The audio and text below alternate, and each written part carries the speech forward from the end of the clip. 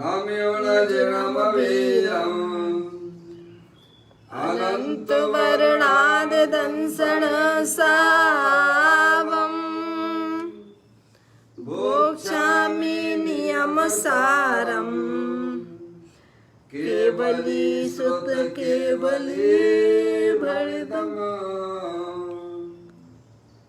नमकर अनंत उत्कृष्ट दर्शन ज्ञानमय जिन वीर को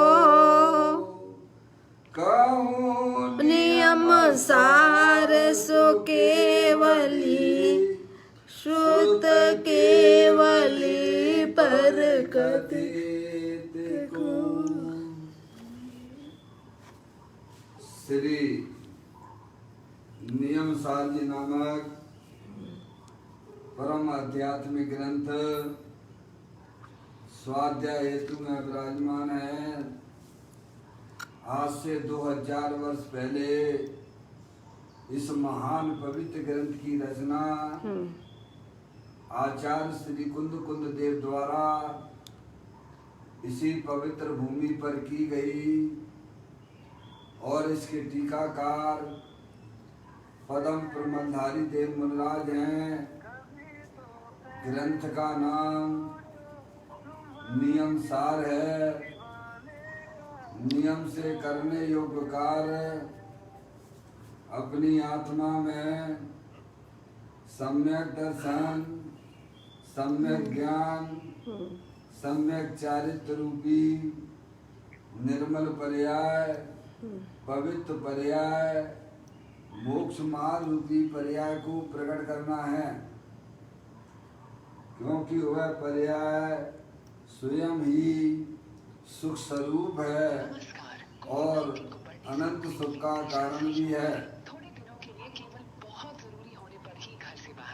अनादि काल से हमारे आपके आत्मा में पर को अपना जानने वाली, पर को अपना मानने वाली, पर के साथ संबंध रखने वाली ऐसी मोहराग देश रूपी मलिन पर्याय, अपवित्र रूप पर्याय प्रकट है, जो स्वयं दुख स्वरूप है और अनंत दुख का कारण भी है।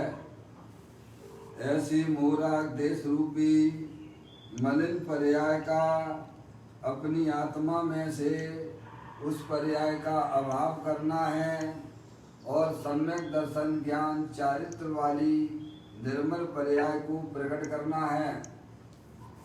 ऐसे कार्य की प्राप्ति जिनवाणी माता के द्वारा अपने आत्मा के स्वरूप को पहचानना, अपनी जो आत्म वस्तु है वह परद्रव, परभाव और पर्याय से विभिन्न एकमात्र अखंड ज्ञान ज्योति स्वरूप है।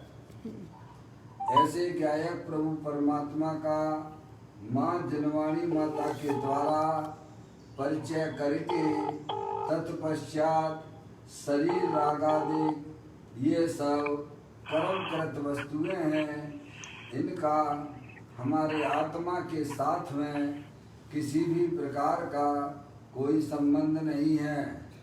इस प्रकार सम्यक वेद ज्ञान पूर्वक शरीर रागादि की रुचि छोड़कर अंदर में जो अखंड ज्ञान ज्योति स्वरूप भगवान आत्मा है उसमें ही अपनापन स्थापित करना, उसी को ही निज रूप से जानना और उसमें ही अपनी वर्तमान पर्याय को मग्न कराना, उसे ही अरिहंत परमात्मा ने धर्म कहा है।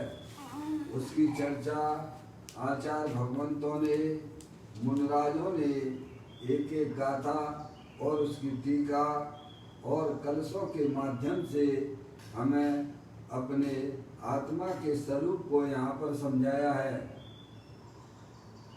देखिएगा, यह परम आध्यात्मिक ग्रंथ है जिसका नाम है श्री नियम सार जी।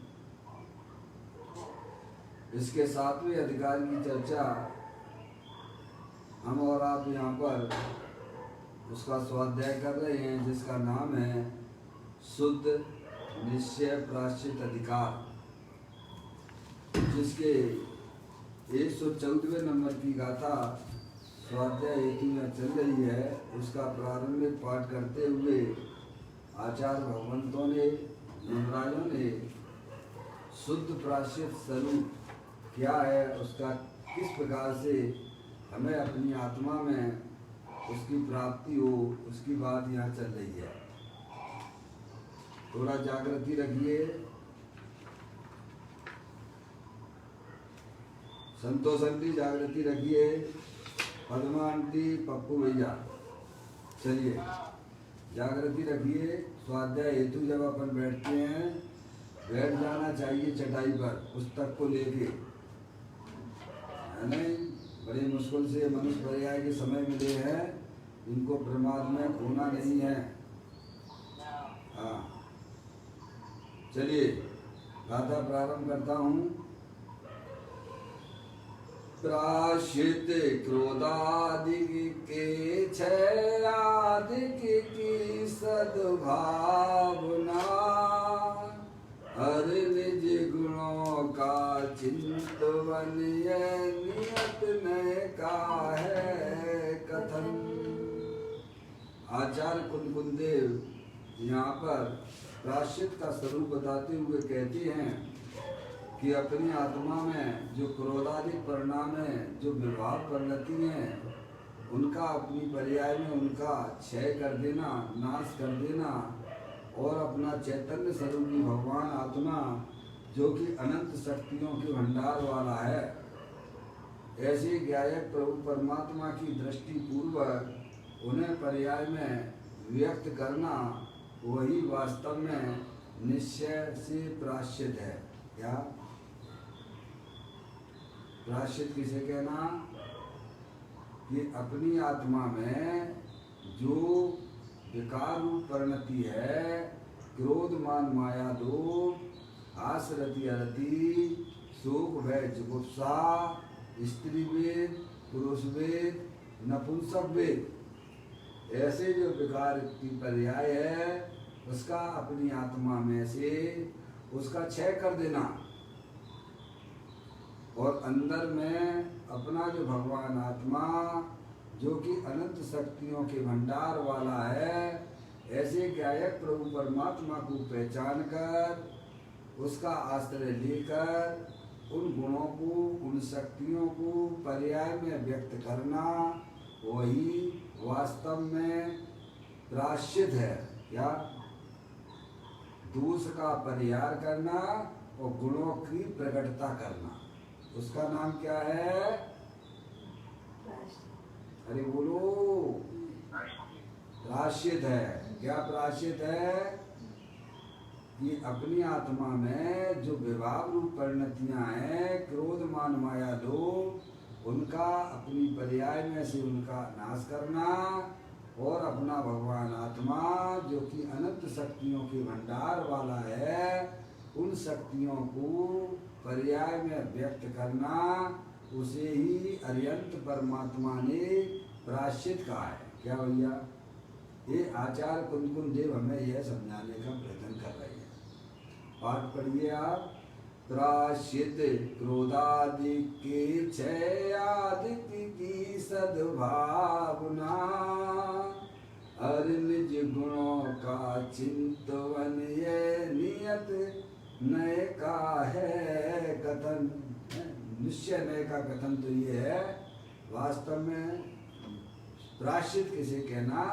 कि विकार का पर्याय में से अभाव करना, और अनंत गुण जो स्वरूप भगवान आत्मा है, जो कि अनंत गुणों की भंडार है, अनंत गुणों का भंडार है, पवित्र गुण है, अपना भगवान आत्मा अनंत गुणों जो कि निर्मल रूप से विद्यमान है भाई साहब, उनको पर्याय में व्यक्त करना, उसका नाम प्राश्चित है। मुकेश भाई, तो साहब कैसे करें? तो भगवान कहते हैं कि वस्तु स्वरूप का सच्चा ज्ञान कर लो। तुम क्या ज्ञान कर लो सच्चा? कि तुम चेतनेश्वर भगवान आत्मा हो, शरीर नहीं हो। शरीर जड़ है और तुम जानने देने वाले अमूर्तिक वस्तु हो। ये वस्तु स्वरूप का यथार्थ ज्ञान है। समझ में आया भैया? ऐसा सच्चा ज्ञान करके अपनी वर्तमान पर्याय को अपने ज्ञायक प्रभु परमात्मा के सन्मुख करना। उससे क्या होगा? जो द्रव्य के अंदर अनंत शक्तियां भरी हुई हैं उनकी पर्याय में अभिव्यक्ति हो जाती है, प्रकटता हो जाती है। इसी को अर्यंत परमात्मा ने क्या कहा है? प्रायश्चित कहा है। क्या भाई साहब? विभाव भावों का पर्याय में अभाव हो जाना और निर्मल गुणों का अपनी पर्याय में प्रभाव प्रारंभ हो जाना, उसका नाम वास्तविक प्रायश्चित है। भगवान ने विधि भी बताई है, निधि भी बताई और विधि भी बताई। क्या भाई साहब? निधि की विधि भी बताई। क्या भाई साहब? भगवान ने अपनी चैतन्य स्वरूपी भगवान आत्मा जो कि अनंत शक्तियों के भंडार वाला है, जो न कभी जन्मता है न कभी मरता है, ऐसा अविनाशी तत्व देव देवन में विराजमान है। शरीर जो है यह क्षणभंगुर तत्व है, अंदर अपनी चैतन्य वस्तु शाश्वत है, अनंत शक्तियों के भंडार वाली है। ऐसे ज्ञायक प्रभु परमात्मा का सच्चा ज्ञान करके उसकी दृष्टि करना। क्या करना भैया? उससे क्या हो जाएगा कि पर्याय में होने वाले जो विकार हैं वो राग देश के परिणाम हैं, उनका आपकी पर्याय में अभाव हो जाएगा। और जो अंदर द्रव्य के अंदर जो अनंत शक्तियां भरी हुई थी उनकी पर्याय में व्यक्तता हो जाती है। इसी को भगवान मोक्ष मार्ग कहते हैं और वही मोक्ष मार्ग रूपी पर्याय मोक्ष की पर्याय को लाने वाली है। ये काम जिस समय से आप प्रारंभ कर दोगे, ये समझ लो मोक्ष मार्ग में आपका चलना प्रारंभ हो जाएगा। बाकी तो संसार मार्ग है भैया। वैर मुक्ता संसार मार्ग है और अंतर मुक्ता मोक्ष मार्ग है। यह बात को आज समझो, काल समझो या अनंत काल बाद समझो, समझना तो पड़ेगा और स्टार्टिंग भी यहीं से करना पड़ेगी। मुकेश भैया हैं? फिर क्यों देरी की जा रही है? किसका इंतजार किया जा रहा है भैया?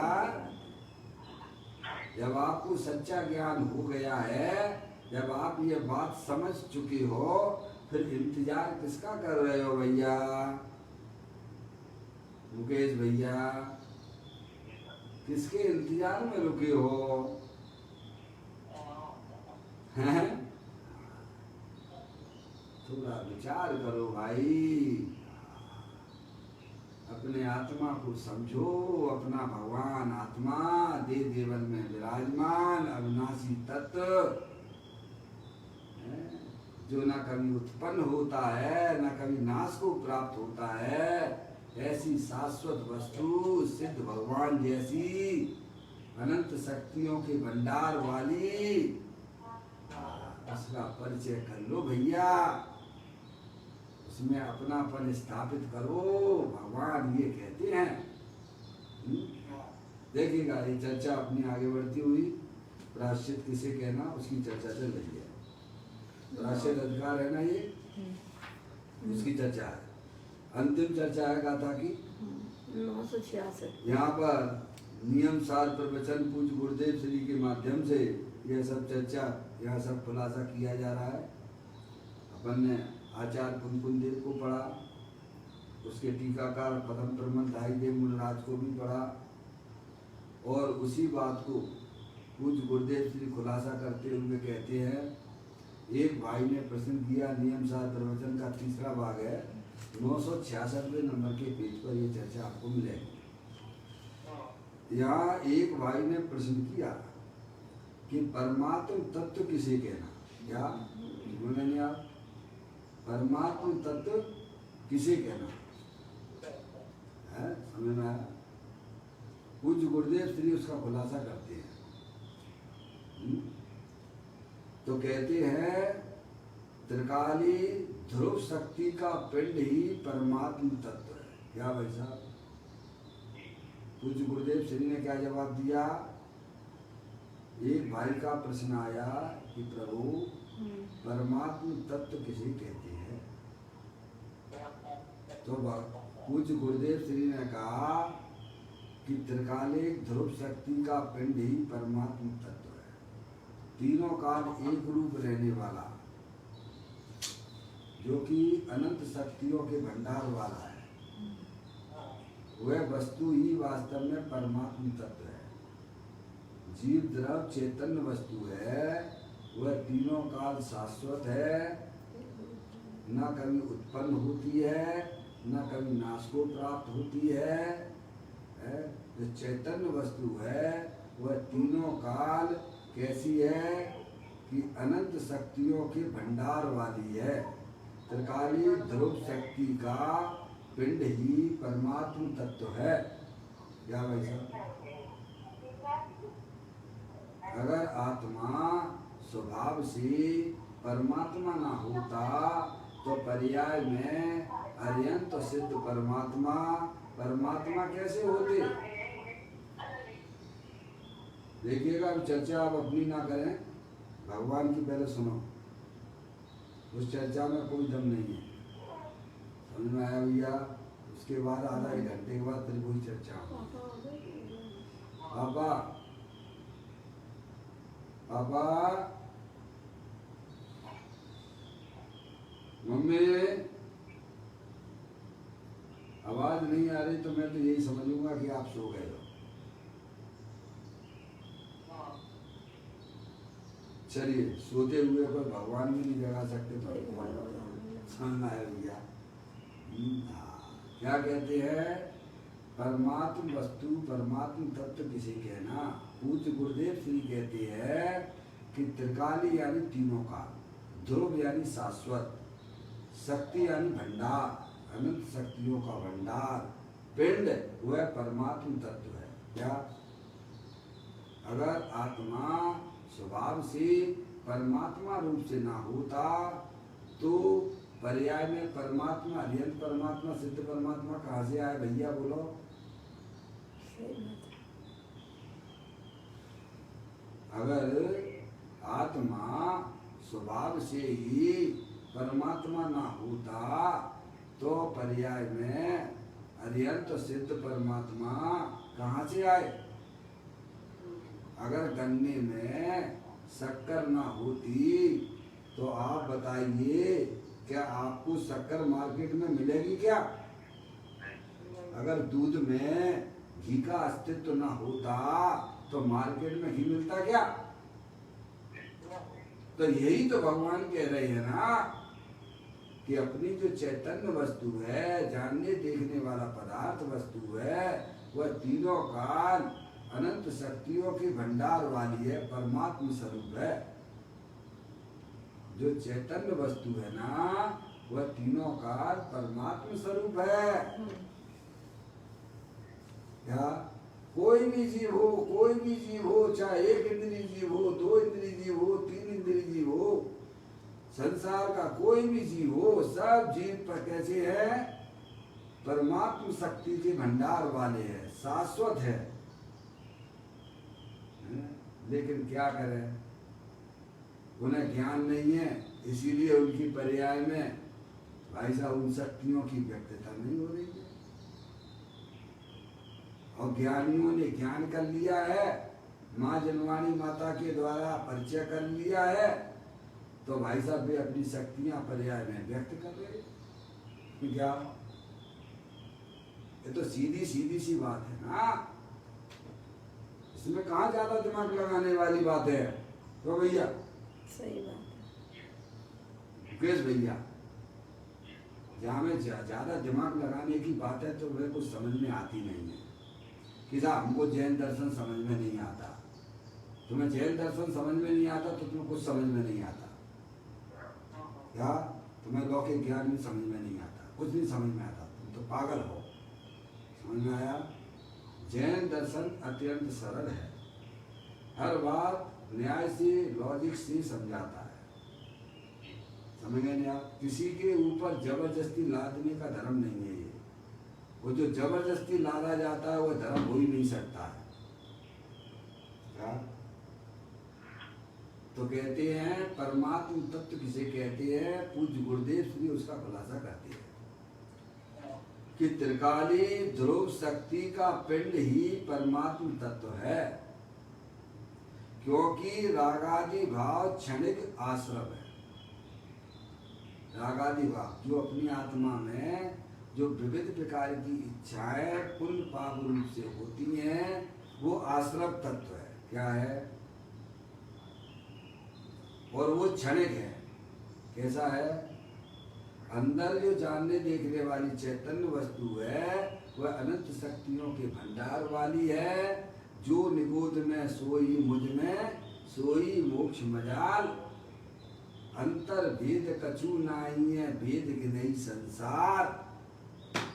अंदर जो चैतन्य वस्तु है वह शाश्वत है, परमात्मा शक्ति स्वरूप वाली है, और हमारी आत्मा में जो संसार अवस्था में जो भी इच्छाएं उत्पन्न दिखती हैं वे आश्रव तत्व हैं, रागादिक भाव है। वे कैसी है? क्षणिक हैं। कैसे हैं? क्षणिक है। जैसे पानी का बुलबुला होता है ना भाई साहब, पानी का बुलबुला स्थायी होता है कि क्षणिक होता है? क्षणिक होता है ना। और जहां पर वह पानी का बुलबुला है उसके नीचे देखो धरती है, वह शाश्वत है। समझ में आया? ऐसे ही रागादिक परिणतियां जो हमारी आत्मा में विविध प्रकार की इच्छाएं पुण्य पाप रूप वाली होती हैं, वे कैसी हैं? क्षणिक हैं। जैसे पानी का बुलबुला जमीन रूप से परिणत नहीं होता है, ऐसे ही हमारी आत्मा में जो भी विविध प्रकार की इच्छाएं उत्पन्न होती हुई दिखाई देती हैं, वे सब आश्रव हैं, क्षणिक हैं। क्या? वे कभी भी अपने चैतन्य भूमि रूप से कभी भी परिणत नहीं होती हैं। क्या?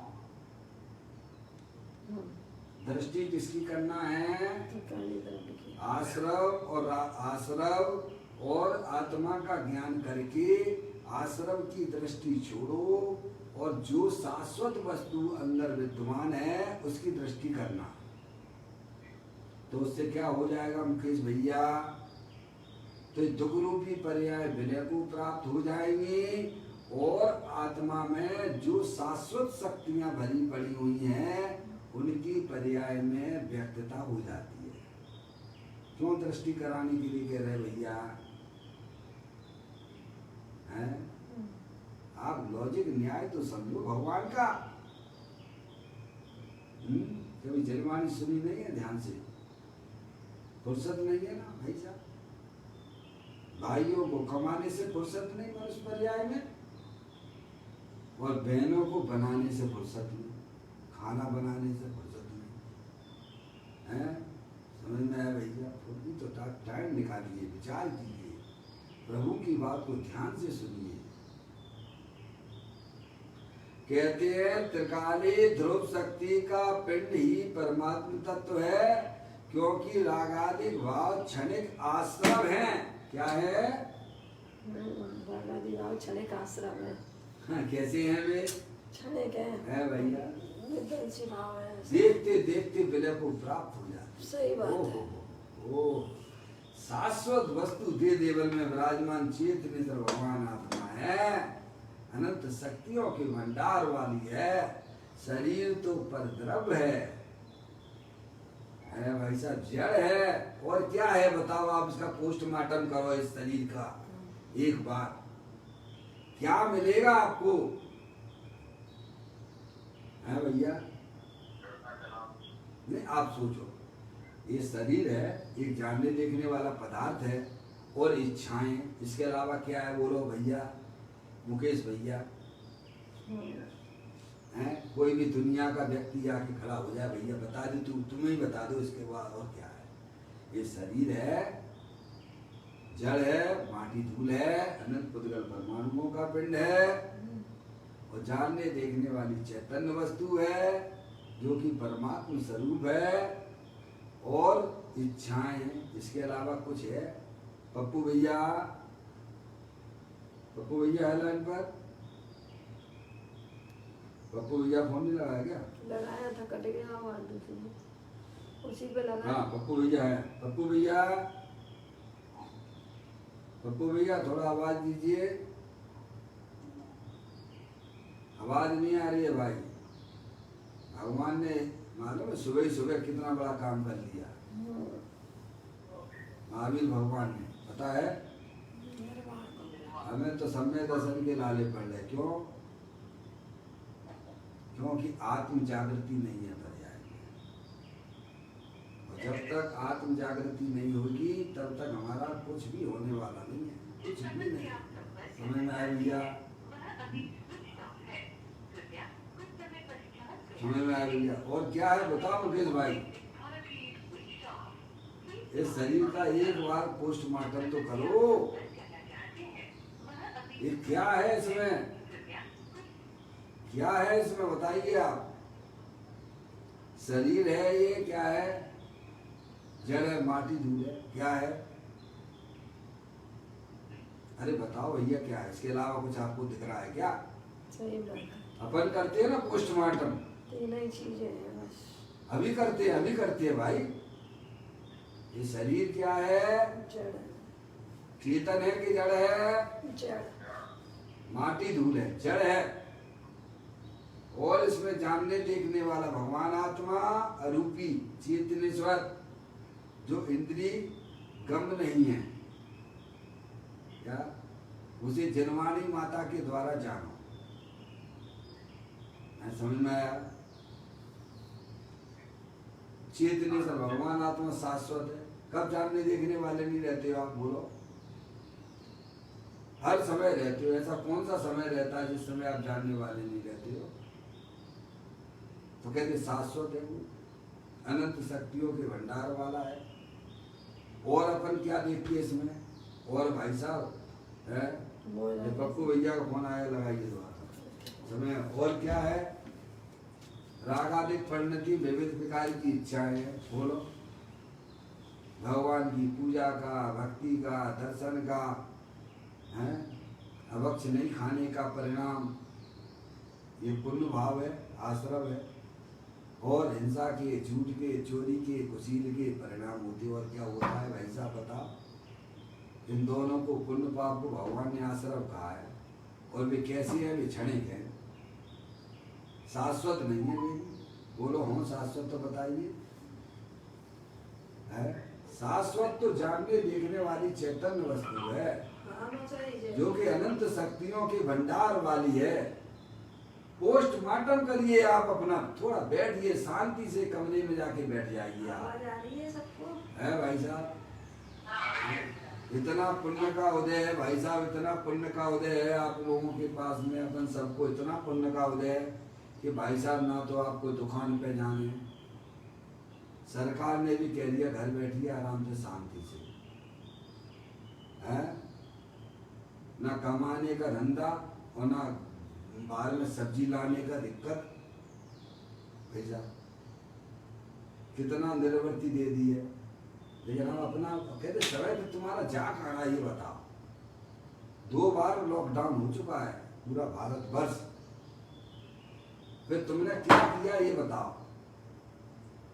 उस समय तो चलो ठीक है भाई साहब, लॉकडाउन नहीं था, कोरोना नहीं था, चलो भैया हम तो लगे जाते मरे जा रहे उस समय, कमाओ कमाओ कमाओ कमाओ।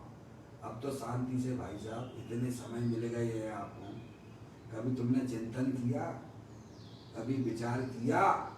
अब तो समय ही समय है, तो तुम्हारा समय गया कहाँ ये बताओ ना भाई। हैं पापा? समय है कि नहीं अपनी आत्मा को जानने का? पापा वाला फोन है। हाँ भैया आवाज नहीं आ रही है। पप्पू भैया, पप्पू भैया, हाँ बस इतनी आवाज दे देते हो तो मेरी भी जागृति आ जाती है यार। अगर कंडक्टर वाली सीट पर वो सो जाए। हाँ हमें मालूम है पप्पू भैया बहुत जागृत रहते हैं क्या होना ही चाहिए। आत्मार्थी का लक्षण है, आत्मार्थी के यही लक्षण है। रात में 10 बजे सो जाओ और सुबह अपने 4 बजे जग जाओ भैया। अपना चिंतन करो, विचार करो, जो पढ़ा है, सुना है, समझा, समझ रहे हो भाई। बात ये चल रही थी कि भाई साहब एक बार बैठ के शांति से अपने कमरे में, हेलो बहुत टाइम मिल गया है आपको, हमको शायद आने वाले समय में इतना अच्छा टाइम ना मिले मुकेश भैया। हट गया था लो। क्या जितना टाइम आपको 1.5-2 साल में मिल गया है कोरोना के काल में, उससे अच्छा टाइम अब शायद आपको मिल पाए। नहीं तो भाई साहब सुबह से निकलते हैं, रात में आते हैं, पता ही नहीं पड़ता है। अब आपको सब तरह से फुर्सत हो गई एक प्रकार से, समझ रहे हो। आपका महान पुण्य का उदय था वो।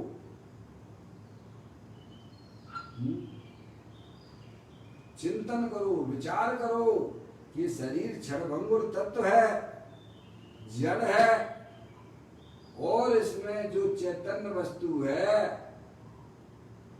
जो जानने देखने वाली शक्ति से भरपूर है, शरीर से भिन्न है और अनंत शक्तियों के भंडार वाली है, वह चैतन्य वस्तु है, शाश्वत है। और हमारी पर्याय में जो विविध प्रकार की इच्छाएं पुण्य पाप रूप से होती हैं, आश्रम है, शुभ अशुभ भाव, भगवान की पूजा का, भक्ति का, स्वाध्याय का, भक्ष्य वस्तुओं का खाने का, वो सब शुभ भाव है। और पाप का परिणाम हिंसा का, झूठ का, चोरी का, कुशील का, परिग्रह का, अभक्ष खाने का परिणाम पाप का परिणाम है। इसके अलावा आत्मा में और कौन सी इच्छाएं होती हैं वो ऐसा है। उसे भगवान कहते हैं वो आश्रत तत्व है, वो क्षणिक है, वो कोई परमानेंट नहीं है। परमानेंट तो इस शरीर के अंदर चैतन्य वस्तु है जो अनंत शक्तियों के भंडार वाली है। तू उसकी दृष्टि कर। क्या भाई साहब, किसकी दृष्टि कर? तो प्रभु हमें उसकी दृष्टि करेंगे तो हमें क्या लाभ होगा? अरे तुझे वो लाभ हो जाएगा कि तेरी पर्याय में होने वाले जो आश्रत तत्व है, जो दुख रूप है, उनका विलय हो जाएगा और अंदर में शक्तियां जो भरी हुई थी उनकी पर्याय में व्यक्तता हो जाएगी।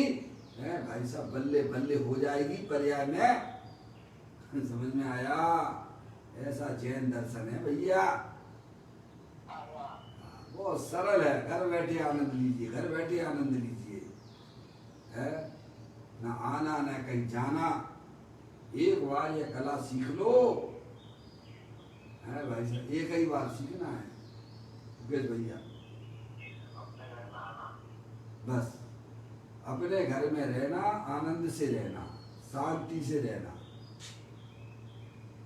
तो भगवान कहते हैं त्रिकाली ध्रुव शक्ति का पिंड ही परमात्म तत्व है, क्योंकि रागादि भाव क्षणिक आश्रम है। कैसे हैं?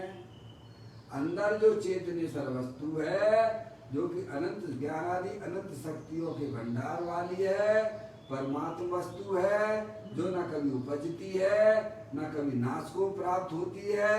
वह चैतन्य वस्तु शाश्वत है। और आत्मा की पर्याय में जो विविध प्रकार के रागादिक परिणाम होते हैं, पुण्य पाप रूप परिणाम होते हैं, उन्हें भगवान ने आश्रम कहा। वे क्षणिक हैं। कैसे हैं?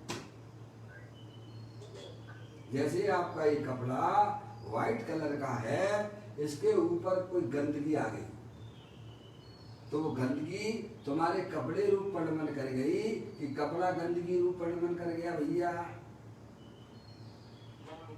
है ये जो कपड़ा है व्हाइट कलर का कपड़ा है, इसके ऊपर कुछ गंदगी आ गई, तो गंदगी आ गई तो क्या कपड़े रूप पड़मन कर गई कि कपड़ा गंदगी रूप पड़मन कर गया? अगर गंदगी आने से कपड़ा गंदगी रूप हो गया तो भाई साहब वहां फेंक दो कचड़े घर में। ऐसा होता है क्या? यही तो भगवान हमें समझाने का प्रयत्न कर रहे हैं ना कि अपना भगवान आत्मा परम पवित्र शुद्धात्म वस्तु है, उसके ऊपर जो रागादिक रूपी गंदगी आ गई है वह ऊपर ही ऊपर है, वह कोई तुम्हारी आत्मा के अंदर प्रवेश कर गई नहीं है। ऐसे त्रिकालिक ध्रुव भगवान आत्मा की दृष्टि करना। पापा उससे क्या हो जाएगा भैया? हमें तो सब कुछ भाई साहब का बार ही बार दिखाई देता है, हैं? कहाँ? चलो चलो चलो चलो, कहाँ जा रहे हो भाई साहब? तुम लोकाकाश के पदार्थ हो, अलोकाकाश में तो जा नहीं पाओगे। पप्पू भैया, पप्पू भैया ऐसी दौड़ लगा रहा है जीव कि जैसे कि अलोकाकाश में जाने की पूरी तैयारी कर रहा हो। परिणामों में ऐसी हलचल ऐसी हलचल ऐसी हलचल रहती है कि जैसे कि अलोकाकाश जा रहा हो। मुकेश भैया कैसी दौड़ लगा रहा है? अलोकाकाश जाने की तैयारी, जैसे कोई जाता है यात्रा पे, ऐसे अपन देखते सब चलो चलो जल्दी जल्दी जल्दी जल्दी। कहाँ चलो, कहाँ जाओगे भाई साहब? तुम लोकाकाश के वस्तु हो, लोकाकाश के पदार्थ हो, लोकाकाश में रहो, थोड़ा शांति तो रखो।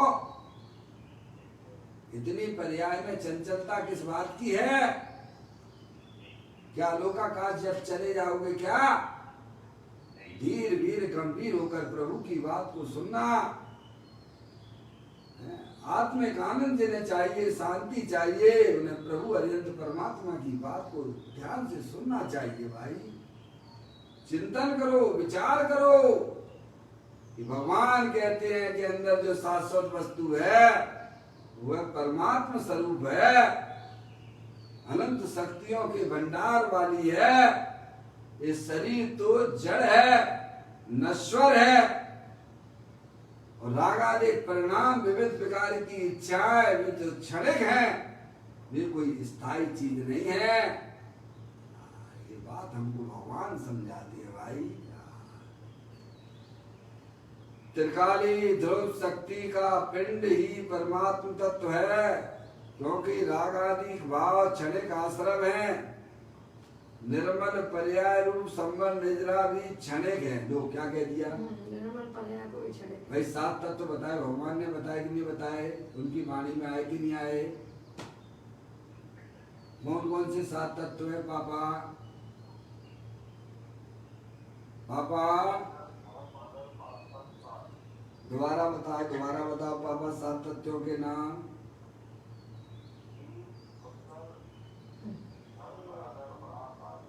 पापा मनुष्य पर्याय चली जाएगी, ऐसे ही जाएगी मुफ्त में है।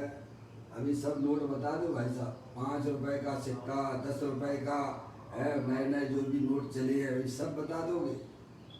कौन से लेना सब चले आओ। किन से लेना, किन से देने, क्या करने हैं, और आंख बंद भाई। फिर ये तुम्हारा ये मनुष्य व्यवहार कहाँ चला गया? पानी में मिलेगा। मम्मी थोड़ा विचार करो भाई। भगवान कहते हैं सात तत्व जीव अजीव आश्रय बंद सम्मर निद्रा मोक्ष है। पापा थोड़ा शांति से भाई। कैसे बोलो पापा? वो इसीलिए लगा देते हैं क्योंकि जो है भजन दो ना। देखो आप भूल के भी 2000 का नोट किसी को दोगे? हैं पापा? क्या पप्पू भैया? अगर 500 रुपए किसी को देना हो तो 2000 का नोट दे दोगे क्या? नहीं देंगे। अरे बोलो, वहाँ भूल क्यों नहीं होती है? देना है 500 का नोट, 2000 का नोट दे देते हो क्या? क्योंकि आपको उसकी मुख्यता है, उस पे आपने अपना ज्ञान खूब लगाया है। और यहाँ पर अरे हो जाए, कछु नहीं है, बस भगवान की पूजा भक्ति करो, हो जाएगा अपना कल्याण। 3 काल में नहीं होगा तुम्हारा कल्याण, समझ में आया? 3 काल में नहीं होने वाला है। अगर होता तो हो जाता ना प्रभु। वही तो रखड़ पट्टी कर रहे हो ना, कोलू की बैल की तरह। भगवान जो चीज बताना चाहते हैं उस पर हमारा ध्यान ही नहीं है, हम विचार ही नहीं करते। भगवान कहते हैं जानने देखने वाली चैतन्य वस्तु है, परमात्मा स्वरूप रूप से विद्यमान है, जो न कभी उपजती है न मरती है, वो तुम हो। शरीर तो क्षण भंगुर तत्व है, अनंत पुद्गल परमाणु हर समय आ रहे हैं और जा रहे हैं। और ये रागादिक परिणतियां विविध प्रकार की जो इच्छाएं हमारी आत्मा में होती है वो संसार रूप है, लेकिन उसका हमारी आत्मा में प्रवेश नहीं है, ऊपर ही ऊपर है वे क्या। और आत्मा का लक्ष्य करके आत्मा की पर्याय में संवर निद्रा जैसी पर्याय, पवित्र पर्याय प्रकट होती है। आप जैसे लोगों की संगति करोगे वैसा ही तो रंग आएगा ना मुकेश भैया। जैसी आप संगति करोगे ना भैया, वैसे ही तो पर्याय में रंगत आती है ना। पर्याय ने अपनी आत्मा की संगति की तो उसकी पर्याय में क्या रंगत हो गई? तो संवर निद्रा रूपी पवित्र पर्यायों की उत्पत्ति हो गई। और परद्रव्यों की संगति से क्या होता है? परद्रव्य को अपना जानने मानने से क्या होता है?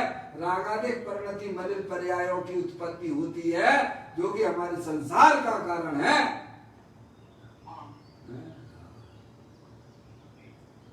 कहते हैं त्रिकाली ध्रुव शक्ति का पिंड ही परमात्म तत्व है, क्योंकि रागादि भाव क्षणिक आश्रम है और निर्मल पर्याय रूप संबर निजरा भी क्षणिक है। लो भैया क्या है? शाश्वत तत्व बताया, आत्मा चैतन्य वस्तु बताई, रागादिक परिणति बताई, आश्रम रूप से पुण्य पाप के परिणाम 2 बार, तीसरा बताई संबर निजरा, वह पवित्र पर्याय है। संबर निजरा रूपी पर्याय पवित्र, भगवान आत्मा की संगति से पवित्र हो जाती है। क्या हो जाती है? उसको कहती है संबर निद्रा। पर्याय में आत्मा का रंग चढ़ गया, पर्याय में आत्मा का रंग चढ़ गया तो भाई साहब उसमें पवित्र पर्याय प्रकट होती हैं। और पर्याय में पर की रंगत में क्या हो रहा है पापा? है निरंतर टेंशन टेंशन टेंशन टेंशन, दुखी दुखी दुखी। क्यों भैया क्यों? क्योंकि पर्याय में पर की रंगत चढ़ी हुई है, पर का भूत चढ़ा हुआ है। उसको अगर दूर करना हो तो प्रभु कहती है तुम तत्व का अध्ययन करो, तत्व को समझो कि अपनी चैतन्य वस्तु वह शाश्वत है, तीनों काल विद्यमान है, जिसने आज तक शरीर को छुआ तक नहीं है। ऐसी शाश्वत वस्तु चेतनेश्वर दे देवल में विराजमान है। रागादिक परिणतियां भी आश्रम है, क्षणिक है। जैसे कपड़े के ऊपर गंदगी आ जाती है, वह गंदगी कपड़े रूप परिणमित नहीं होती है, ऐसे ही हमारी आत्मा की पर्याय में संसार अवस्था में जो विविध प्रकार की इच्छाएं हैं वे मलिन हैं, वे क्षणिक हैं, वे हमारी आत्मा रूप कभी परिणमित होती नहीं है। जो जीव ऐसा सच्चा वेद ज्ञान कर लेता है और अपनी पर्याय को अपने ज्ञायक प्रभु परमात्मा के सन्मुख कर लेता है, उसकी पर्याय में संबर और निद्रा जैसी पवित्र पर्यायों की उत्पत्ति होती है। भगवान कहते हैं उसको हम संबर निद्रा कहते हैं। और वे पर्याय भी कैसी है? क्षणिक है। क्या है? प्रमत्त प्रमत्त नहीं, मैं तो एक गया एक भाव हूं। क्या भाई साहब, चाहे वह मलिन पर्याय हो, चाहे वह निर्मल पर्याय हो, चाहे पर के लक्ष्य से होने वाली पर्याय मलिन हो, चाहे अपनी आत्मा का लक्ष्य करने वाली पर्याय निर्मल हो, पर दोनों भी पर्याय हैं। जो उत्पन्न विध्वंसी हैं, शाश्वत तो अपना चेतनी सब भगवान आत्मा है। समझ में आया भैया? ना कभी उपजता है और ना कभी मरता है। ऐसी शाश्वत वस्तु चेतनी दे देवल में विराजमान है, उसकी तू दृष्टि कर। उसको भगवान ने धर्म कहा है। हो गया 7 तत्वों का आपका ज्ञान। और क्या है भाई साहब? परिपूर्ण निर्मल दशा वह मोक्ष है। और आश्रम में रुक जाना, उनकी रुचि अंदर में रखना, उसका नाम बंध है। और क्या है? शरीर जड़ है, आत्मा चेतनेश्वर है, शाश्वत है। रागादिक परिणतियां पुण्य पाप हुए आश्रम है, उनकी अंदर हृदय में पर्याय में रुचि होना वह बंध है। अपने आत्मा का आश्रय लेना वह संबंध निजरा है। और परिपूर्ण रूप से जब पर्याय अपनी आत्मा में स्थिर हो जाती है तो भगवान कहते हैं परिपूर्ण निर्मल पर्याय की उत्पत्ति, उसको भगवान ने मोक्ष कहा है। हो गए ना 7 तत्व। और क्या रह गया उसमें? ताते जनवर कथित तत्व अभ्यास करीजे, संशय विभ्रम मोह त्याग आप और लख लीजिए। भाई साहब टाइम है कि नहीं है? बोलो भाई साहब, आपको अपने लिए टाइम नहीं है तो किसके लिए टाइम है भैया? मनुष्य पर्याय में ये हालत हो रही है, जानवरों जैसी जिंदगी जी रहे हैं भाई साहब। जैसे त्रियंश गति के जीवों को है भाई साहब, खाए पिए सो गए, जो मिल गई सो खा लिया, नहीं मिल गई तो भी अब करे क्या? परवा से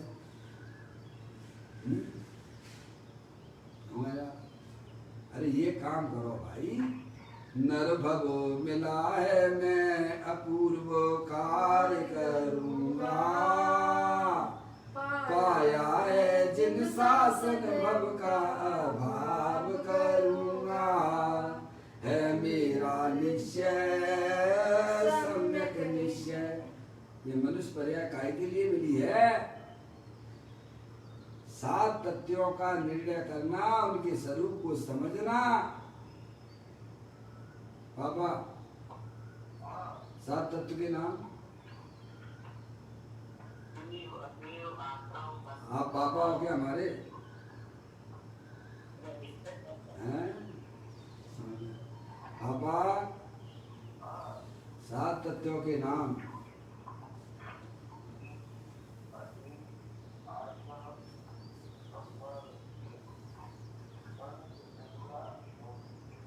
ऐसा नहीं है पापा, नहीं काम चलेगा। आज पापा व्यापार करने नहीं जाएंगे, आज 7 तत्व का नाम याद करो। मैं पापा को इसीलिए कहता हूँ कि पापा हमारी बात का बुरा नहीं मान सकती है। ये दूसरा हो तो छोड़ ही जाए कि कल से हमको नहीं सुनना प्रवचन। क्या है? हमारे पापा कभी बुरा नहीं मानते। समझ में आया भैया? है पापा? कोई बात नहीं पापा, इसमें बुद्धि अपन को लगानी है, उसके स्वरूप को समझना है। नाम के साथ में, जैसे हमारे पास भाई साहब है, अगर मुरली में पैसा होगा वही अपने काम आने वाला है पापा। बाकी कितना भी पड़ा हो पैसा हमारे किस काम का? कोई काम का नहीं। आंटी का पैसा ही अपने काम में आएगा। ऐसे कंठ की विद्या ही हमारे काम में आएगी अंत समय में। क्या है? बड़े होंगे भाई साहब, शरीर में रोग तो सभी को आना ही है, क्योंकि शरीर तो रोगों का घर है। कितने रोग हैं शरीर में? 5 करोड़ 68 लाख 99,584 रोग हैं मुकेश भैया। कितने रोग हैं शरीर में भाई साहब? 5,68,99,584 रोग है। कौन सा रोग कब फूट जाए तो कोई आश्चर्य की बात नहीं है। अगर आपके पास में, अगर आपका सच्चा ज्ञान अगर आपके पास में, तो वही आपके काम आने वाला है भाई साहब। सच्चा ज्ञान। देखिएगा, 7 तत्वों को यह बताते हुए त्रिकाली ध्रुव शक्ति का पिंड ही परमात्म तत्व है, क्योंकि रागादि भाव क्षणिक आश्रम है, निर्मल पर्याय रूप संबंध निजरा भी क्षणिक है, संपूर्ण यानी अनादि अनंत आत्मा नहीं है। क्या? रागादि भाव क्षणिक है, शरीर नश्वर है, जड़ है, और रागादि परिणाम शुभाशुभ परिणाम अशुभ भाव वे भाई साहब कैसे है? मलिन है, क्षणभंगुर है, हमारे आत्मा का स्वभाव है। और संबंध निजरा रूप पर्याय जो कि आत्मा के लक्ष्य से उत्पन्न होती है और पवित्र है, वह भी क्षणभंगुर है। पर ये आश्रव और संबंध निजरा मोक्ष जैसी पर्याय भी कैसी है? वे शाश्वत नहीं है, अनादि अनंत रहने वाली नहीं है। समझ गए आप? अनादि अनंत तो अपना शाश्वत प्रभु परमात्मा है। एक भाई का प्रश्न क्या था कि परमात्म तत्व किसे कहते हैं? उसके जवाब में पूछ गुरुदेव जी ने जवाब दे रहे हैं कि अंदर जो शाश्वत वस्तु है, जो पुण्य पाप और संबंध निजरा की पर्याय से भी पार अखंड ज्ञान ज्योति स्वरूप, वही वास्तव में परमात्म तत्व है। समझ गए आप?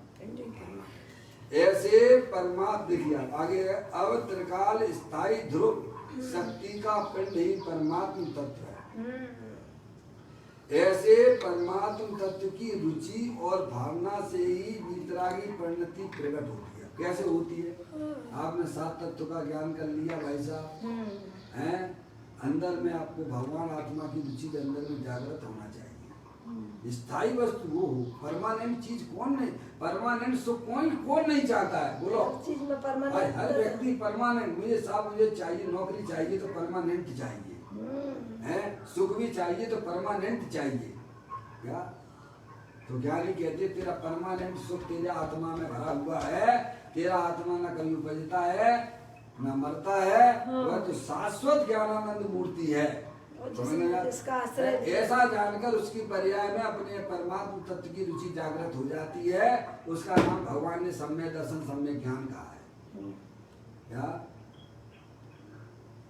अपने परमात्म तत्व की रुचि और भावना से ही वीतरागी परिणति प्रकट होती है। भावना यानी जिस आत्मा ने, जिस पर्याय ने यह जाना कि मेरी चेतनी सर्वस्तु तीनों काल शाश्वत है, ज्ञानानंद मूर्ति है, ऐसे पर्याय में रुचि जागृत की तो सम्यक दर्शन सम्यक ज्ञान हुआ।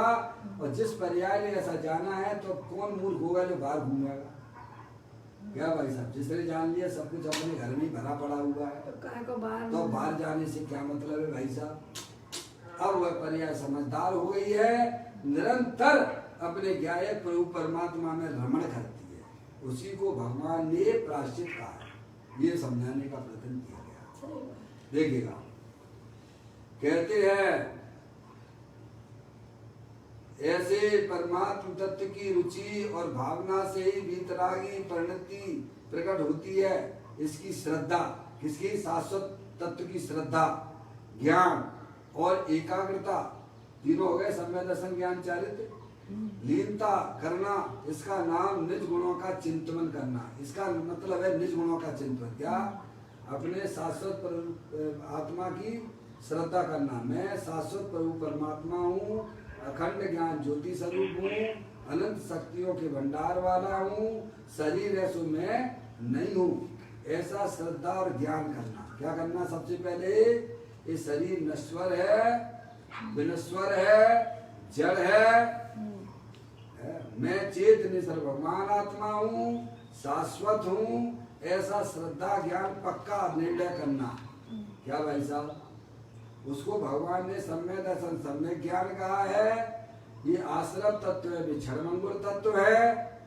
क्या भाई साहब? और संबंध निजरा भी निर्मल पर्याय है, पर वह भी शाश्वत नहीं है। ऐसा सच्चा ज्ञान करना, सच्चा श्रद्धान करना। क्या भाई साहब? मुकेश भैया, सम्यक दर्शन सम्यक ज्ञान किसे कहना? कि देव देवन में शरीर के अंदर, शरीर तो जड़ है और ये जानने देखने वाली चैतन्य वस्तु जो कि मैं हूँ, शाश्वत हूँ, अनंत शक्तियों के भंडार वाला हूँ, एक बात। दूसरी बात, हमारी आत्मा में जो विविध प्रकार की इच्छाएं उत्पन्न होती हैं वे आश्रव तत्व है, वे क्षणिक हैं। और आत्मा को जानने पर जो पर्याय में पवित्र दशा प्रकट होती है जिसे भगवान ने संबर निद्रा कही है, वह भी शाश्वत नहीं है। ऐसा पक्का ज्ञान श्रद्धान करना कि मैं तो चेतनेश्वर भगवान आत्मा हूँ, अखंड ज्ञान ज्योति स्वरूप हूँ, शरीर क्षणभंगुर है, पुण्य पाप के परिणाम वे भी क्षणिक है, और आत्मा की तरफ झुकने वाली पर्याय वह पवित्र है, संबर निद्रा है, वह भी क्षणिक है। ऐसा पक्का श्रद्धान करना, ज्ञान करना, उसको भगवान ने सम्यक दर्शन सम्यक ज्ञान कहा है। अब वह पर्याय समझदार हो गई है, निरंतर अपने ज्ञायक प्रभु परमात्मा की तरफ बढ़ती चली जाती है, तो उसे भगवान ने क्या कहा है?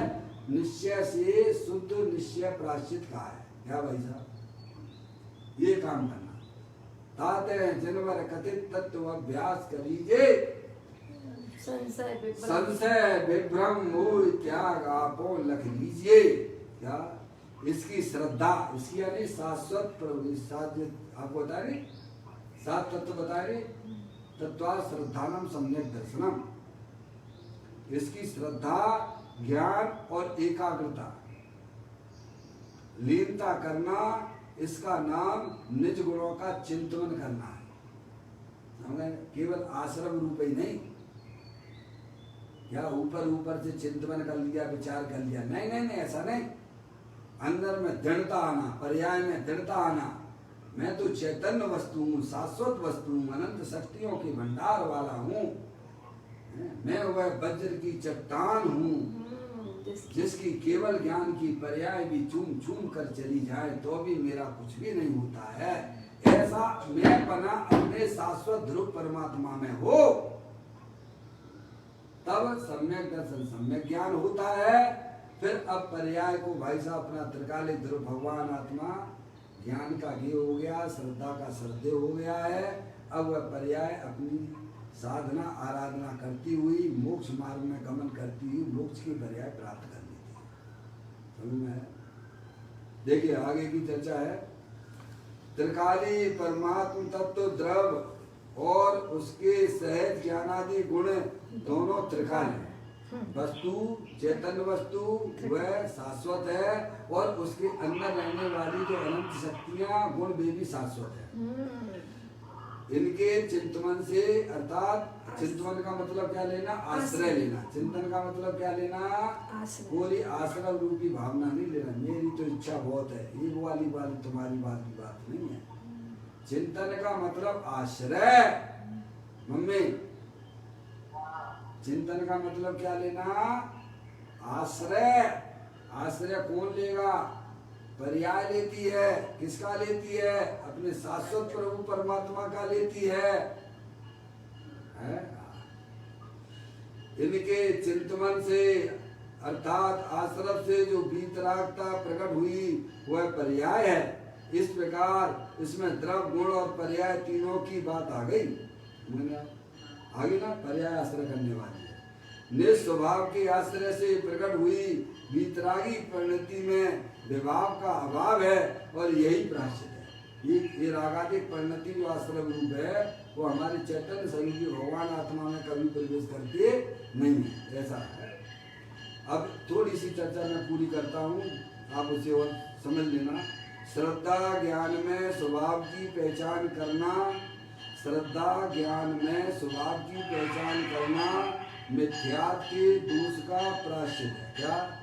श्रद्धा ज्ञान निर्मल कर लेना पहले, तो मिथ्यात्व संबंधी दोष आपका निकल गया, वही प्रायश्चित हो गया। समझे? अब चारित्र के दो प्रकार का चारित्र उसने बताया। एक श्रद्धा ज्ञान के दोष को निकल जाने का नाम प्रायश्चित है, और एक चारित्र संबंधी रागादिक परिणतियों का निकल जाना वह भी प्रायश्चित है। समझ आप देखो, श्रद्धा ज्ञान में स्वभाव की पहचान करना है, वह मिथ्यात्व के दोष का प्रायश्चित है। और स्वभाव में लीनता, क्या है? स्वभाव में लीनता होने स्वभाव में लीनता होने पर वीतरागी मुनि दशा प्रकट होना, अस्थिरता के दोष का वह प्रायश्चित है। समझ गए आप? अस्थिरता दोष भी पर्याय में से निकल जाना, अपने आत्मा में रमण करना, वह मुनि संबंधित कैसे वह प्रायश्चित है। ऐसा निश्चय प्रायश्चित मुक्ति का कारण है। अंतर में स्व तत्व की पहचान करने पर, अब देखिए बहुत ही सुंदर बात आ रही है, मैं आपको बहुत जल्दी पढ़ रहा हूँ क्योंकि कल हमें कल से प्रारंभ करना है ना, आप उसको भाव अंदर में ग्रहण करना। अंतर में स्वतत्व की पहचान करने रूप विद्या ही सच्ची विद्या है। क्या है सच्ची विद्या? क्या है? अपने आत्मा का ज्ञान करना, वह सच्ची विद्या है। मुकेश भैया, सबसे बढ़िया विद्या अगर कोई है जगत में, अपने आत्मा का ज्ञान, जिसे अध्यात्म विद्या कही जाती है। अंतर में स्वतत्व, स्वतत्व यानी अपने आत्मा की पहचान करने रूप विद्या ही सच्ची विद्या है, और यही मोक्ष का कारण है। कौन है? और यही आपको पर्याय में मुक्ति रूपी पर्याय प्राप्त कराएगी। जो विद्यमान तत्व को जाने उसका नाम विद्या है। विद्यमान तत्व शाश्वत प्रभु परमात्मा तीनों काल विद्यमान है, यही विद्या है। उसको जो जाने वह वास्तव में सच्ची विद्या है। विद्यमान ऐसा जो अपना त्रिकाल स्वभाव, त्रिकाल गुण और इनके आश्रय से उत्पन्न वीतरागी पर्याय, त्रिकाली के आश्रय से उत्पन्न पर्याय का कभी अभाव नहीं होता है। क्या है? एक बार जो पर्याय में निर्मलता प्रकट हो गई, अब वो अनंत काल के लिए भाई साहब पर्याय में निर्मलता का प्रभाव चलता रहेगा। बोलो क्या गजब है। लेकिन पर्याय का स्वरूप है तो क्षणभंगुर है, लेकिन उसने शाश्वत प्रभु का आश्रय लिया है, इसीलिए पर्याय में भी अब उसका कभी मरण पर्याय भी उत्पन्न विध्वंसी ना होते हुए कैसी हो गई? अमर हो गई है।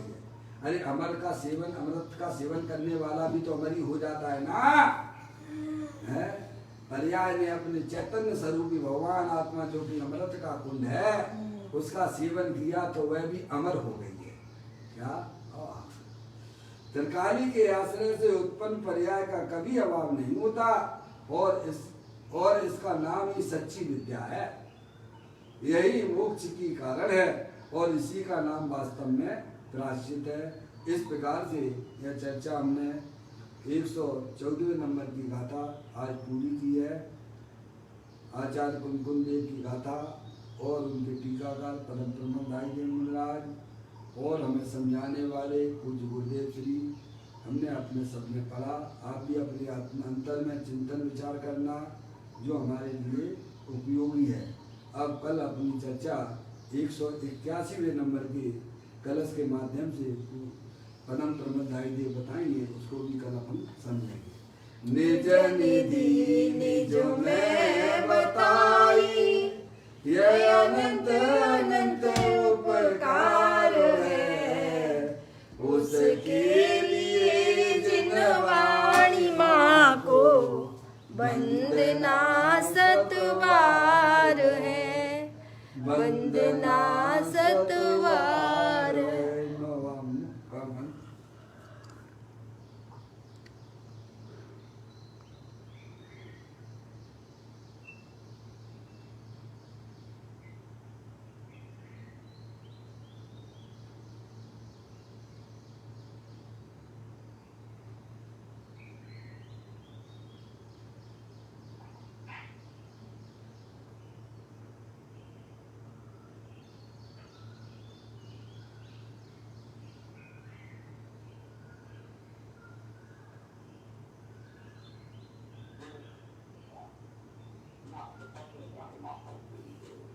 बोलो निर्मणी माता की जय, महान जैन धर्म की जय।